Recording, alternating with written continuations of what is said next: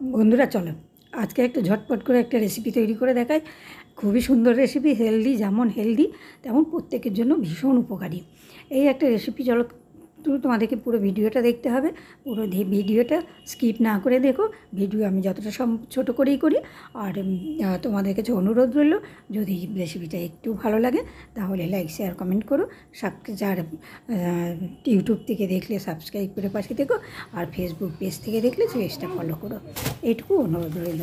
আচ্ছা, আমি আজকে করতে চলেছি ওটসের রেসিপি। ওটসের আটা আমি স্মার্ট বাজার গিয়েছিলাম, স্মার্ট বাজার থেকে দেখলাম ওটসের আটার প্যাকেট পাওয়া যাচ্ছে, তো আমি সঙ্গে সঙ্গে নিয়ে নিলাম। ওটসকে গুঁড়ো করে করে অনেকটা ঝামেলা হয়ে যায়, সেই কারণের জন্য ওটসটি প্রতিদিন করা যায় না। ওটসের আটা নিয়ে নিলাম 1 কাপের একটু কম, এই কাপটা না ওয়েটটা বেশি ধরে, সেই জন্য এই কাপের একটু কম করে নিলাম। তার অর্ধেকটা নিয়ে নিলাম আমি চালের গুঁড়ো নিয়ে নিলাম। চালের গুঁড়ো নিয়ে লবণ, চিনি, তারপরে তোমার কাঁচা লঙ্কা কুচি, একটু ভাজা মশলা, তারপরে তোমার একটু কসুরি মেথি, এসব দিয়ে আর টক দই দিয়ে দিয়েছি। তার মধ্যে টক দই দিয়ে আগে টক দই দিয়ে তারপরে এগুলো দিয়ে ভালো করে একটু মাখলাম। এবার মাখা তো হয়নি সম্পূর্ণটা, এবার আর একটু দই দিলাম। দই দিয়ে তারপরে মানে ভালো করে মিশিয়ে নিচ্ছি। এবার ভালো করে মিশিয়ে নিয়ে তারপরে দেখছি যা কী লাগবে। এবার আর টক দই দেবো না, তার কারণ হচ্ছে টক দই দিলে টক হয়ে যাবে। এবার ওই দইয়ের বাটিতেই জল দিয়ে ভালো করে কিন্তু ব্যাটারটা রেডি করে নিলাম। বুঝতে পারবে তোমরা, ব্যাটারটা কিন্তু তৈরি করে নিলাম। এবার এই ব্যাটারটার মধ্যে দিয়ে দিলাম একটু খাবার সোডা আর বেকিং পাউডার আর খাবার সোডা, সামান্য একটু জল দিয়ে গুলিয়ে ভালো করে মিশিয়ে কিছুক্ষণের জন্য ঢেকে রেখে দেবো। তাহলে বন্ধুরা তোমরা বুঝতে পারছো, ধোসা বলতে পারো ওটসের এক প্রকার ধোসা। তো ওটসের ধোসা সফট, কিন্তু অসংখ্য জালিদারযুক্ত। এত অসংখ্য জালিদার আমি তোমাদেরকে বলে বোঝাতে পারবো না। চলো এবার তার সঙ্গে যে সবজিটা হবে সেটা শুধু তো এমনি খাওয়া যাবে না, সস দিয়ে খাওয়াই যায়, তাও একটু সবজি বানাচ্ছি আজকে আমি একটু আলু সবজি বানাচ্ছি। একটু আলুর পুর দেবো, একটা মশলা হবে, একটা প্লেন হবে, তো সেই জন্য একটু বেশি করে এই আলুর তরকারি করছি। এবার আলুগুলো ভালো করে ভেজে নেব, ভেজে নিয়ে এমন করে ভাজবো সে একটু হালকা একটু মিডিয়াম আঁচে রেখে দিয়ে তারপরে লবণ হলুদ দিয়ে দিব, দিয়ে তারপরে এর মধ্যে কিন্তু একটু ভাজা মশলা দিয়ে জল দিয়ে দেবো। এবার আমি কিন্তু ভাজার সময় কিন্তু প্রায় আলুগুলো সেদ্ধ হয়ে গেছে। এবার আমি জল দিয়ে ঢেকে দেবো একটু অল্প আছে। জল বেশি দিলে সবজির স্বাদ কমে যায়, কেন জলটা দিয়ে দিয়েছি আর ভাজা মশলা দিয়েছি। এবার ভাজা মশলা দিয়ে বেশ খানিকক্ষণ রেখেছি। আলুগুলো দেখবে একদম সেদ্ধ হয়ে গেছে, সেদ্ধ হওয়া আলুগুলো দেখি বুঝতে পারছো সেদ্ধ হয়ে গেছে।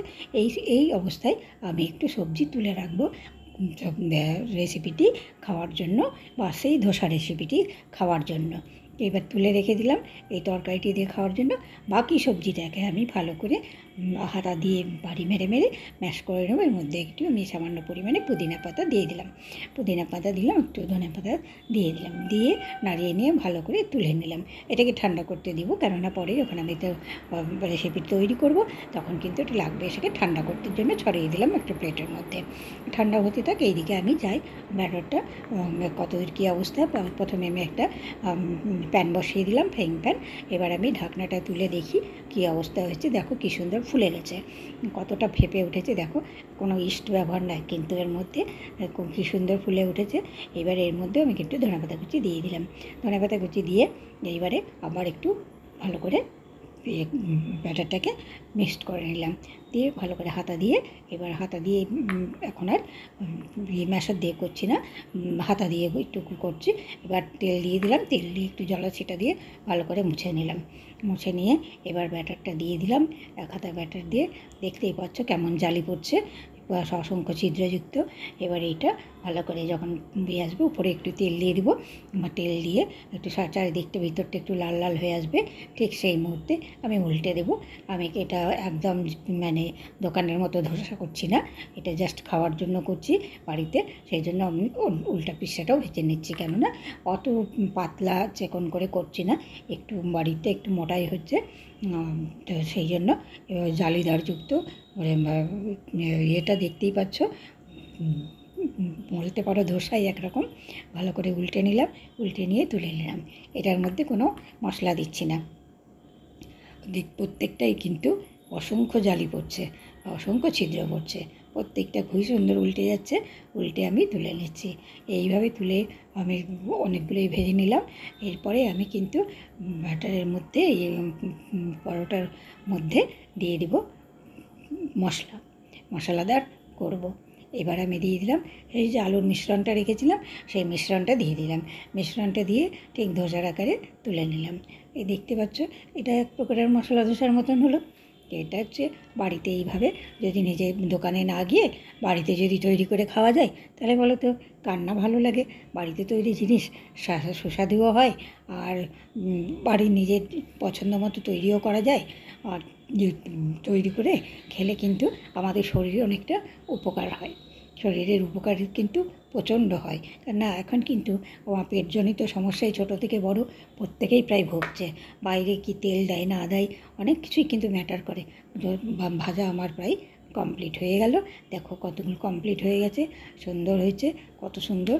প্রত্যেকটা রেসিপি কিন্তু দুর্ধর্ষ হয়েছে, খেতে তো অসাধারণ হয়েছে। তোমাদেরকে কী বলবো। আমি একটু পরিবেশন করে দিই, তাহলে যারা ভিডিওটা দেখলে বা রেসিপিটি দেখলে ভালো লাগলে আমাকে চ্যানেলটা সাবস্ক্রাইব করে পাশে থেকো, লাইক শেয়ার কমেন্ট করো। ভিডিওটি দেখার জন্য অসংখ্য ধন্যবাদ। আর আজকের মতো এখানেই শেষ করছি। এরপরে নতুন ভিডিওতে দেখা হবে।